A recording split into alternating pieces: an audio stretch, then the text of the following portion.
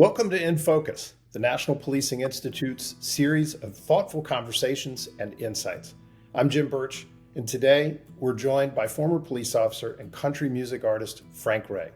He's had 2 #1 singles, 3 top 10 singles on Texas country radio. He's a songwriter and a father, and importantly, a husband. We're excited to welcome Frank today to talk about both his policing and his country music career, and what we have in common, which is a commitment to fight for officer wellness. Frank, thanks so much for being here with us, man. We appreciate you. Thank you for having me, Jim. It's awesome. So, Frank, a couple of questions. We'll look back on some of the interviews that you've done in other places, and there's a couple of questions that I think should have been asked that weren't asked, so I'd love to ask them if that's okay with you. The first is, you spent 10 years as a police officer in Las Cruces, New Mexico. What made you go into law enforcement? What was it that said, that's my thing? I had started working at the Doñana County Detention Center, and so I was a corrections officer there for about 11 months. And that's in that time is when I kind of, I formed some friendships with officers that would bring different inmates in, and they kept enticing me to go over to that side. Just come over; it's a lot more fun over here, and this and that. And it seemed like I was in Las Cruces, which was about an hour away from where I was working at the time, and I was attending a trial for the girl I was dating at the time. She was a part of a criminal justice major, and so she needed someone to attend a trial and take notes and stuff about the experience. And I ran into an officer there. His name is Rich Donaghy, and he's a great officer. He's retired since, but I just thought he was so poised and he was so put together, and I was like, man, he was such a good role model. And I approached him in the parking lot and said, I work at the detention center. I've got some buddies that work on the law enforcement side. I'd love to, think about making the switch. And he said, I'm actually headed over to the college right now to do like a job fair. So I have a stack of applications in my trunk. How about I give you one, you fill it out, and this and that. So that's the long version of how this sort of thing happened. And then I blinked, and 10 years went by. So it was absolutely incredible. So, Frank, one of the other questions that we've been really excited to ask you about is, in your other interviews that we've listened to, you've talked a lot about how music was important to you. When you had a bad day, when you experienced a bad incident, music would almost be your refuge, your therapy. Is that what got you into country music, or did you always plan to be a country music star? Well, I always planned to be in country music. The star thing is a little generous. But no, it's always been my lifelong dream since I've been a kid. I just never really had a path on how to get there, and that's why I'm so grateful to the law enforcement community and becoming a part of that family, and that career really gave me a lot of life experience, and essentially gave me something to write about at the end of the day. The different experiences that I had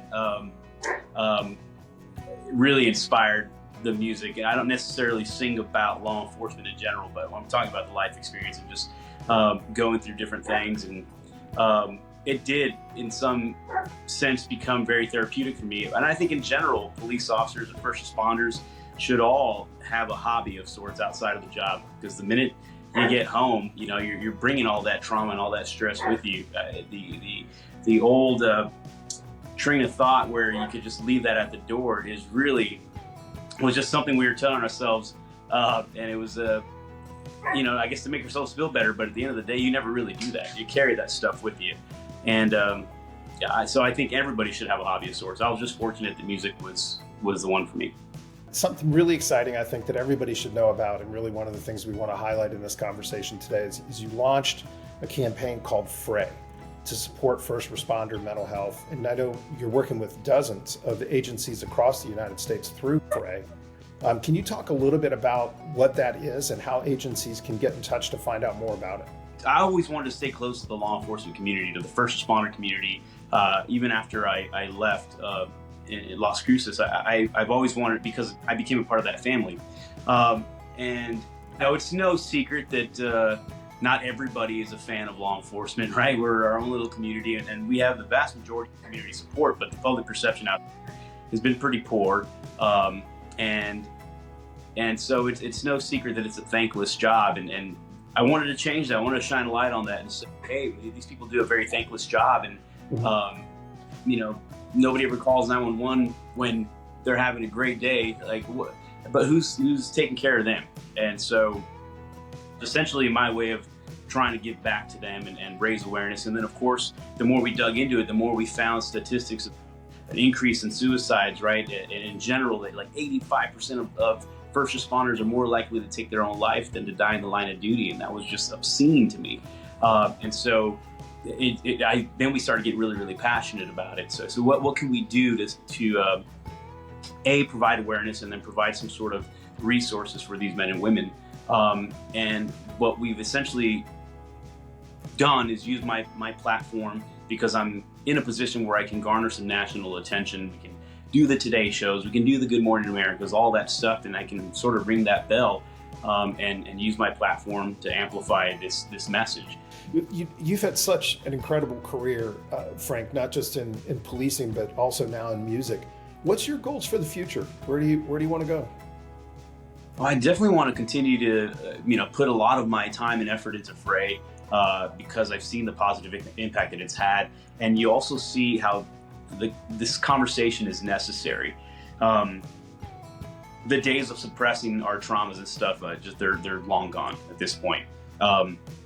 Sure, it's a slow moving process, right, to try to get everyone on board, because you do have to have this command presence and this assertiveness about you, and not just be vulnerable, but that's all. We ought to find a way to kind of start blending that into the equation. I can see that happening. You can see different organizations starting to get behind mental health should be a priority, and we need to focus on that. We need to talk about it. We need to normalize it, remove that stigma that exists that, where you somehow think that you're a weak individual.